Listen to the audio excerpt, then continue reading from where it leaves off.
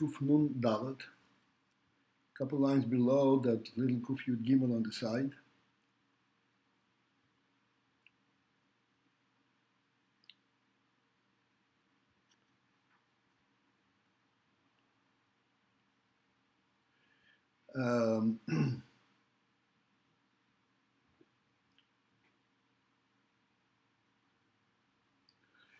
So we're speaking about the principle that there is a full knowledge and awareness and cognizance of the world as it is in the godly domain, and yet that does not translate in there being a world.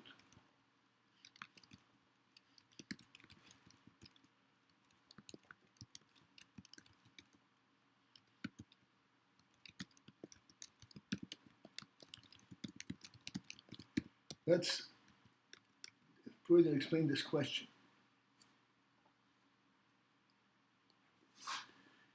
The Alter Rebbe explains in Tanya that the persistent presence of the world is due to the fact that the Rebbe knows it.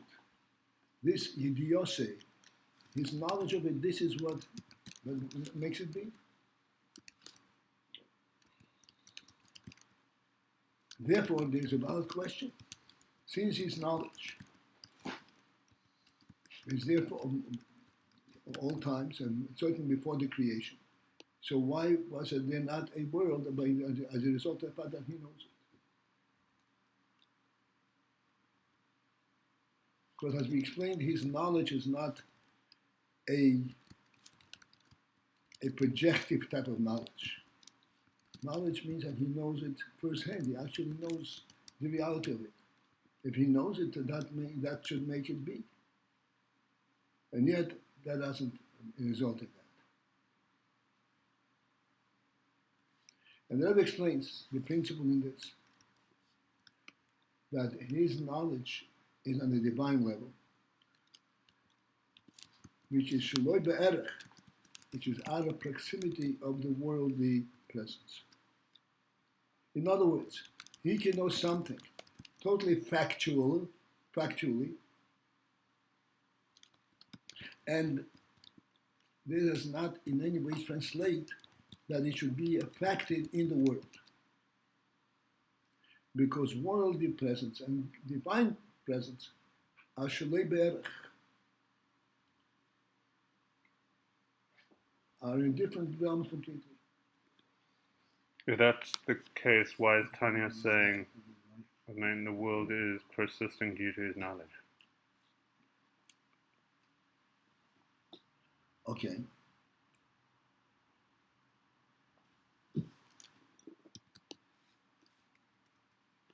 And the answer to that is that there is the idea, not the idea as he knows it to himself. He knows the world in the worldly realm. That is what gives it a presence. The world in the worldly realm came to be when God said that there should be a world. Thereafter, the God relates to the world at the worldly level. And then that is what maintains its presence.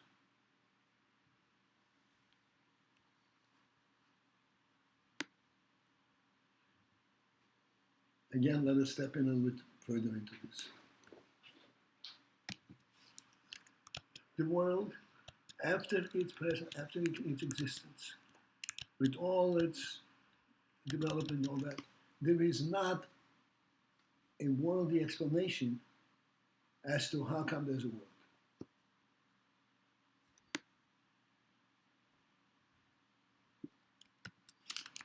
All existence cannot justify its own presence, its own existence.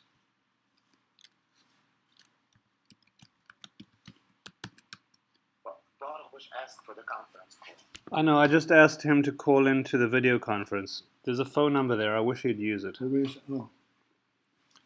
that? Bush? Yeah.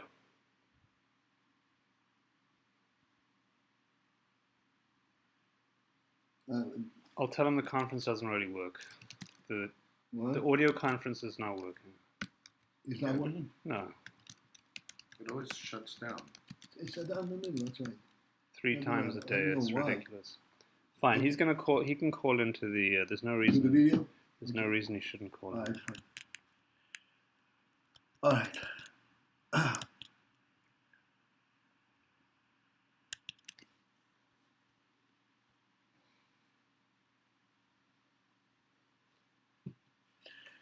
We have become accustomed to a term called nature, as if nature justifies itself. It's natural.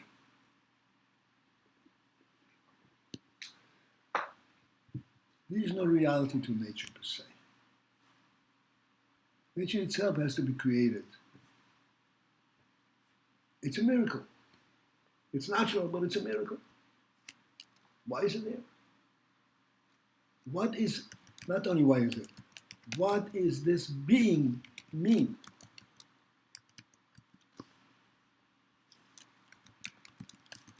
And again, let us explain this question.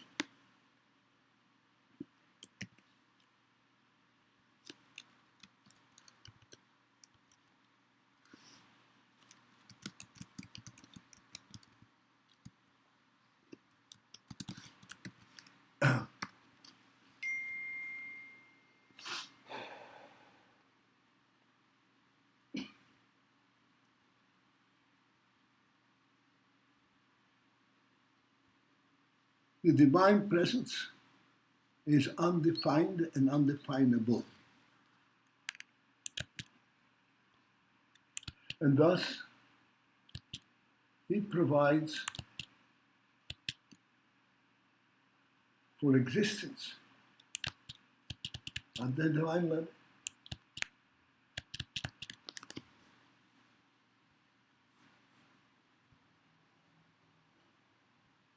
As we always say, the Rebbe wants it to, that's where it's there. Hu Amar, he said, and therefore it's there. In other words, it is not in existence that we can explain it on a natural worldly level. There is nothing natural about the world existence. No matter how you twist and turn, there is nothing natural about the world's existence.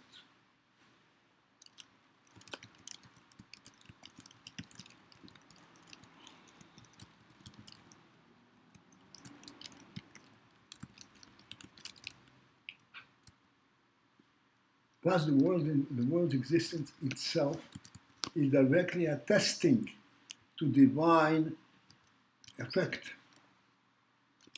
There's a super being which we have no means to understand at all.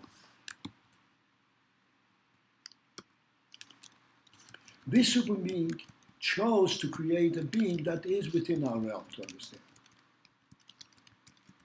And he maintains it in that state. We turn around and call it nature.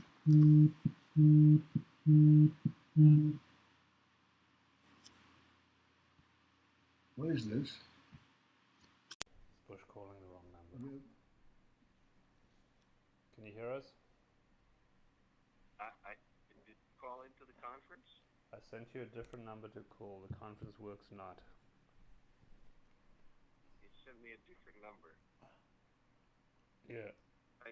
I didn't get a different number, no. Yeah. I sent it by text and I sent it on the WhatsApp group.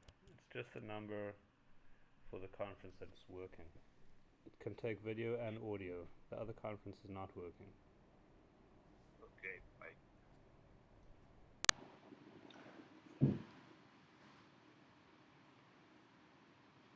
You have to recognize clearly that existence is a divine miracle.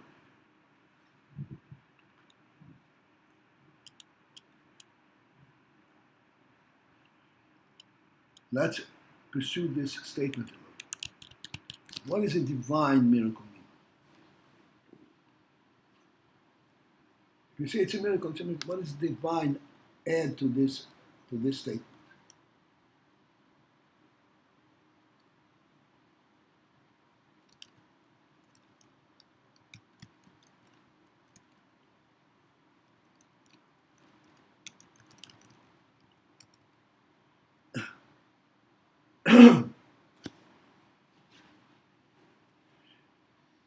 Divine means that it is at a different level than the worldly existence.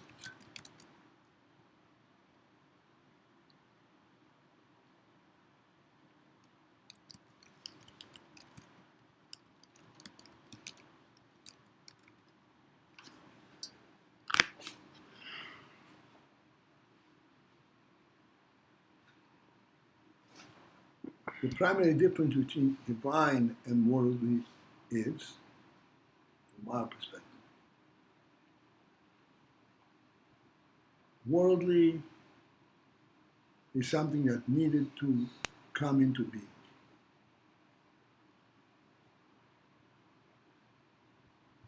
And if it persists to be, it is only because it is maintained in that state of being. It does not have its own being, its own resource for maintaining its existence. That's worldly. Divine is something which is real in itself. It does not need to be supported and maintained.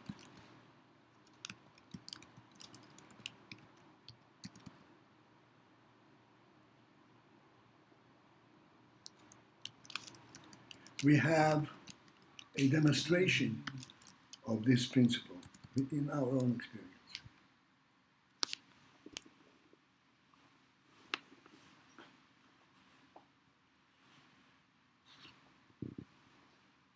We have a physical presence, and we have a living presence.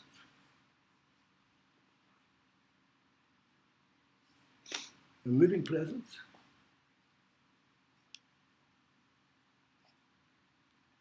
we do not understand what life is at all. But we recognize that life is not something that dissipates. There is something real about it. As I pointed out, to the extent that if the calid, if the hand becomes injured, the life force within it forces it it cures it, makes it cure, makes it heal itself.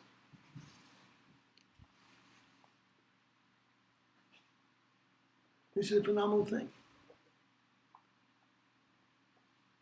Because in fact, life is of a different realm than our physical world.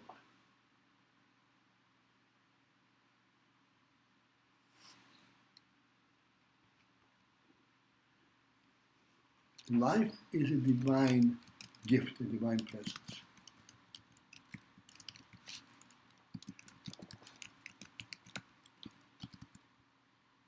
Nobody is going to claim to understand what divine is. But in contrast to worldly, we can speak about it. And what is the contrast between divine and worldly? Worldly needs to be explained how come it's there. It is there in a defined, definitive manner. And you can identify what parts are there. Divine, you cannot identify the parts. Let us give us a very clear demonstration of this, and we have something to think about. This is a clear posik and a clear Gemara. Light that was created the first day of creation. It was not a light that can be accepted and understood on the worldly level. Why? Because in the worldly level, since there was darkness, if there's light, there has to be a source of the light. And there's no source of the light. The light is a divine presence. Therefore, it's not worldly. And this is why it says that had to be concealed. Why? Because that would nullify the worldly element. And God wanted that it should be a worldly element. Therefore, that light has to be concealed.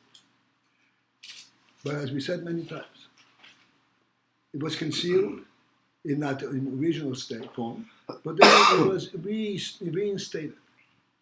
And reinstated, it was placed in the sun.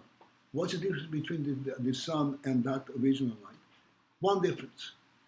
The sun, effect of the sun, is also something which we cannot fully understand.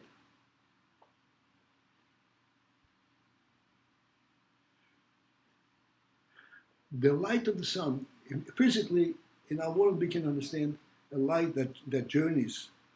This is how the world understands the sun. That's a ray emanating from the sun. It's an energy that travels from the sun and hits the earth, and this is. But in our own experience, the light of the sun is not a beam. It's a light that embraces the entire world instantaneously. And in fact, as we always say, it is not the ray that illuminates the world, it's the sun itself. Present to the sun, because the sun is an etzem behidi. Etzem behidi. The term etzem we still need to delve into. Etzem means something which is by God's definition, thusly. Not by worldly definition, by God's definition. In other words, it is through and through this in you. Brightness. Since it's through and through brightness, therefore, wherever whatever it touches, wherever it is present, it transforms that whole area into its reality.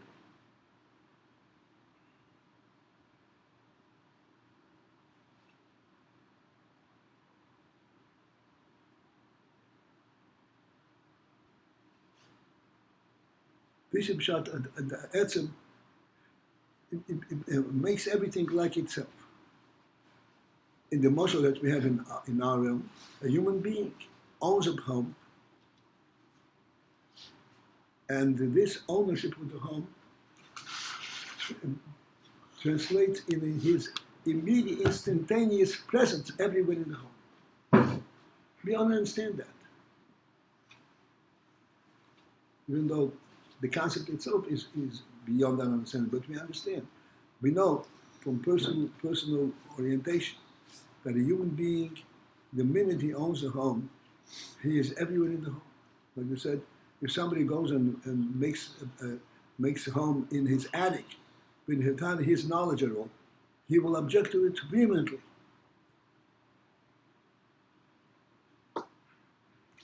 Because you're walking on my head. You're walking on my head. I'm not even touching you. You don't even know I'm there. This is what's called divine reality.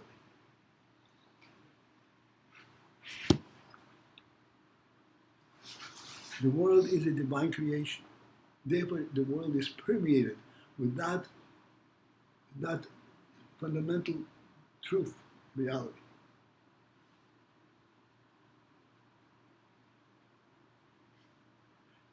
This is why it says, when the sun rises, the sun doesn't have to send its way across the world. Its presence automatically transforms the world into its own nature, brightness.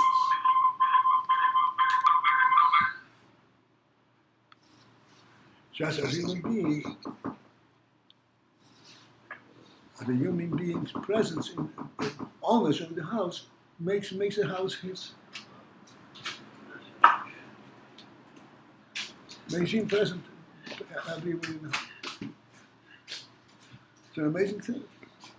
And we explain, how does a human being actually have that capacity? The answer is, it's really a divine command.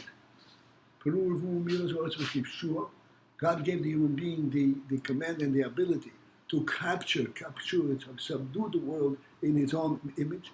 Milas always feel there, and this is why the human being is such a super presence in the world. Literally.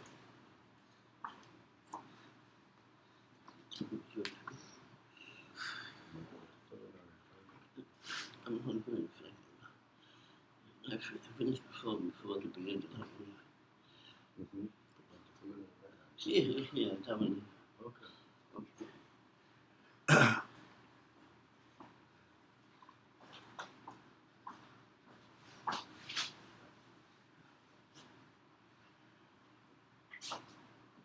This, his harvest, this creation, is due to a divine command that it should be. It is not something which automatically ventures out from it's not a divine presence in the world. It's a divine command that there should be a world.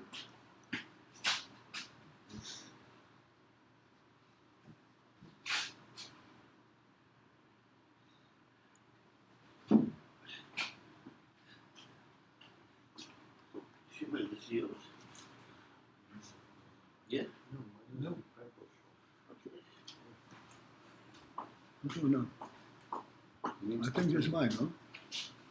That's rather PALTIEL's. What? You took it from there, from that table? Yeah. That's rather It's my PALTIEL's. house too. I feel. Okay.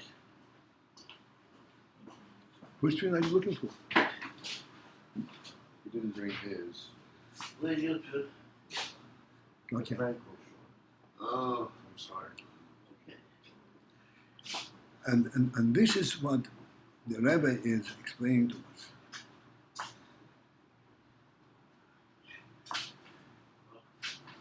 That the existence of the creation is on the creation only. It is not due to the fact that God knows it, and this is automatically that it comes to be. Because God's knowledge of it is in a different realm on a godly level. That does not become recognizable within the world. Again, what does not become recognizable in the world? God's knowledge of the world is not recognizable in the world.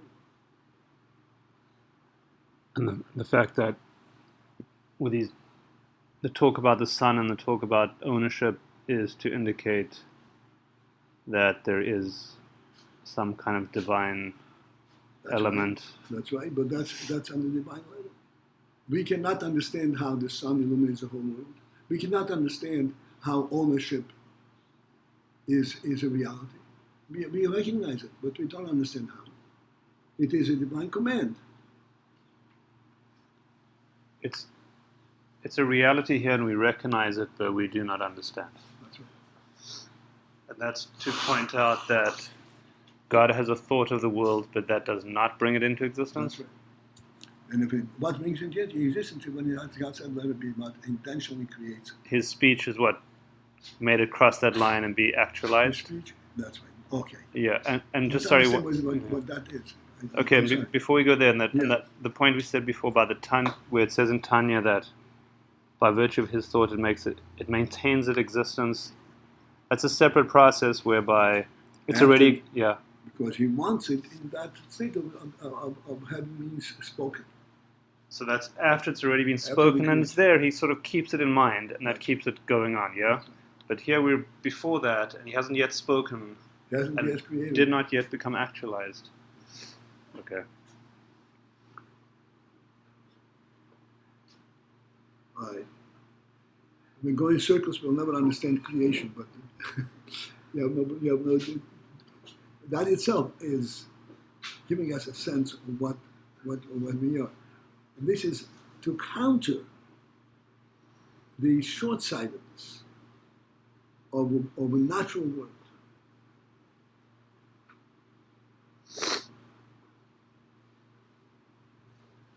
What is to counter this that he thinks and then he talks and then it happens. This whole reason that we're going in circles trying to explain the creation, and we cannot pin it down. Oh. It is to point out that this is not a natural. This is nothing natural.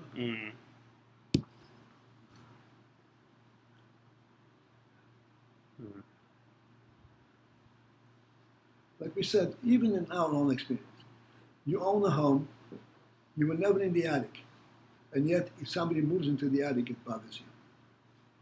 Explain it. And everyone will understand readily. He moves into the attic, you have every right to throw him out of there.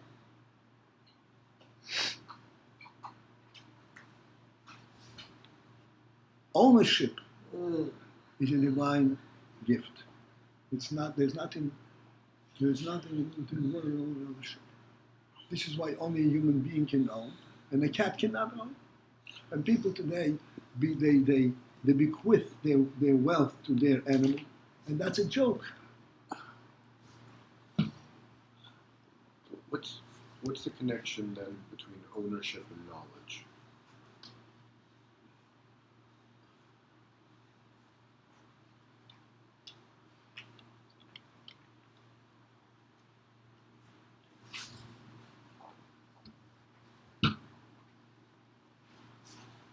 Trying to focus into your question.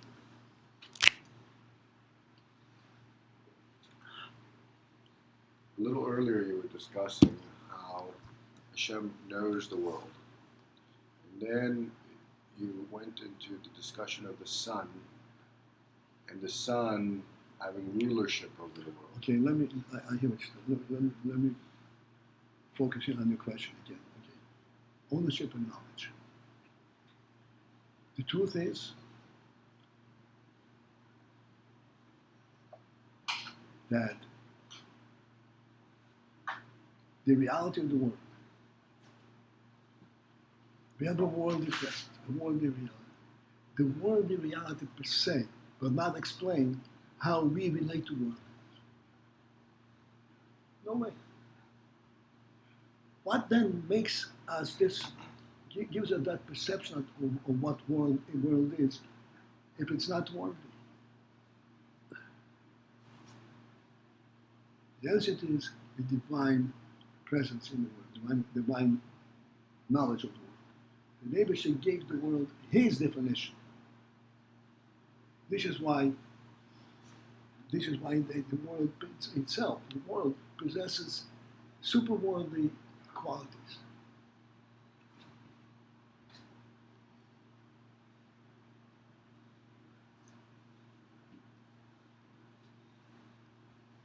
Such as restoration from nothingness, curing, and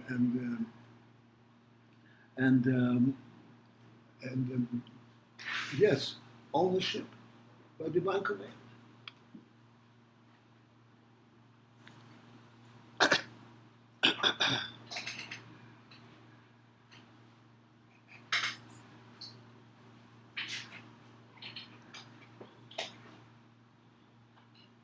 Ownership is a divine command. And this is why only a human being has that capacity, and a cat does not. If a human being bestows on his cat the right of ownership, it never happens. And the world goes batty. Why not?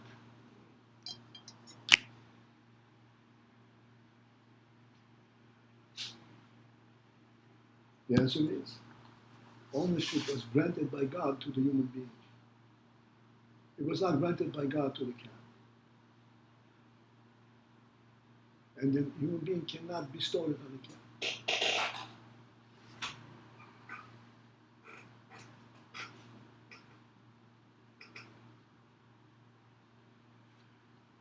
All this is in order for us to get to understand the words that the Rebbe says over here, that the Meibushal's knowledge is muvdeles be'erech, is shalei be'erech to that which to the world.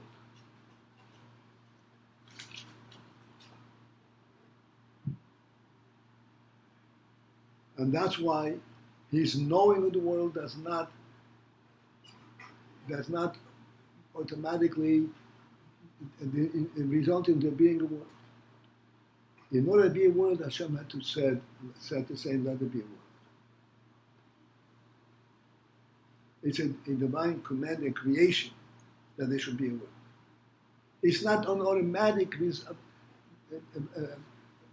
revelation of what in the divine knowledge itself.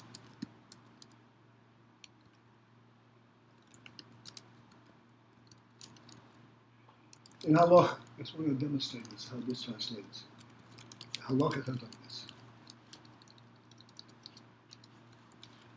This is mine, and I want it to be yours. And I say to you, this is yours. Nothing happens.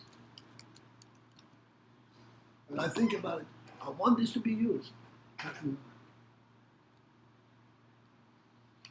If I say to you, well, just pick it up. If you pick it up, it becomes yours.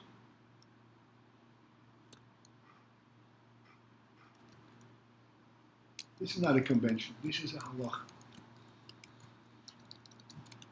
It's called a kinyan. What does a kinyan accomplish? A kinyan accomplishes transfer of ownership from one to the other, even though it has to be consensual.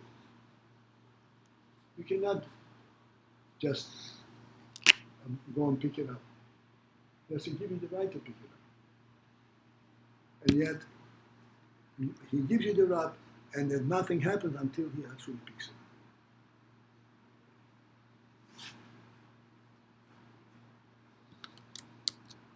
Because ownership is really a reality. It is not a conceptual thing.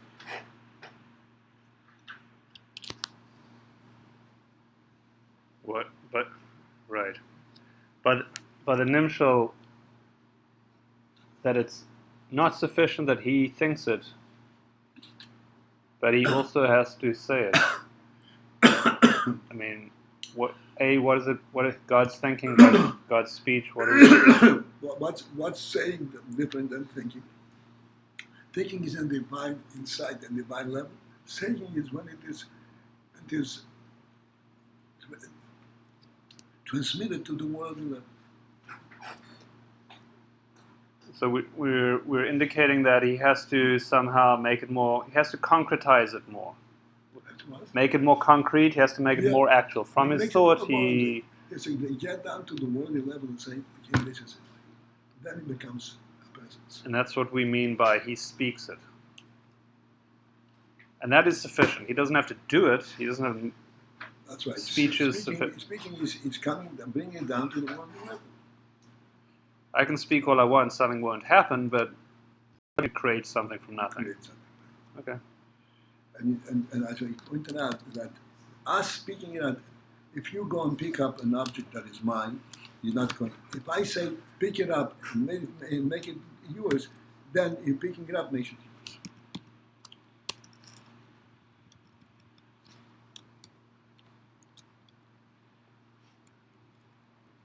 And again, making it yours is by divine command. Hashem created the world, and He rendered its ownership to the human being. Under His auspices, human beings can own the world. Right. Usually we say about God that what by Him is bekoyach is automatically bepoel. He doesn't have this problem with process or. They can be first come. First come. That first come.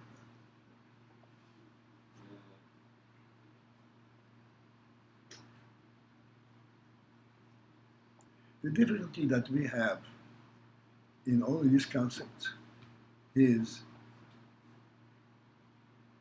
that we never perceive the world as a miracle. It's natural. But there's nothing natural about anything in the world.